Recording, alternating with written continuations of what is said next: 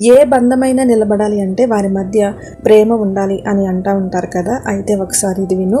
133వ కీర్తన 3వ వచనంలో ఇలా ఉంటుంది: ఆశీర్వాదంను శాశ్వత జీవంను అచ్చట ఉండవలెను అని యెహోవా సెలవిచ్చుచున్నాడు. ఎచ్చట అని ఆలోచిస్తే మొదటి వచనంలో ఇలా ఉంటుంది: సహోదరులు ఐక్యత కలిగి నివసించుట ఎంత మేలు, ఎంత మనోహరము. అంటే ఐక్యత అనగా అర్థం చేసుకునే గుణం ఉన్న ప్రదేశంలో ఆశీర్వాదం, శాశ్వత జీవం ఉంటుంది. అదేంటి ప్రేమ కదా శాశ్వత కాలం ఉండేది అని నీవంటే గనక, ఇద్దరు వ్యక్తుల మధ్య ప్రేమ అనే ఫలం ఫలించాలంటే వారి మధ్య అండర్స్టాండింగ్ చాలా అవసరం. అర్థం చేసుకునే గుణం వారి మధ్య లేకపోతే ఎంత ప్రేమ ఉన్నా అది ఫలభరితంగా ఉండదు. బంధాలు విచ్ఛిన్నం అవ్వడానికి గల కారణం ఐక్యత లోపమే. దేవునికి మనిషి అంటే ఎనలేని ప్రేమ.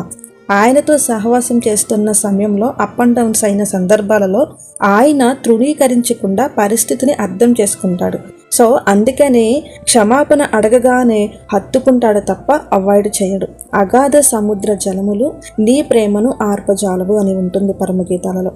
మనిషి బలాలు బలహీనతలు ఆయన అర్థం చేసుకున్నాడు కాబట్టే ప్రేమ తగ్గట్లేదు. సో మీ యొక్క బంధాలలో అది ఏ బంధమైనా కానీ అండర్స్టాండింగ్ యాడ్ చేసుకుంటే కనుక అది చాలా స్ట్రాంగ్గా ఉంటుంది, అలాగే ఫలభరితంగా ఉంటుంది.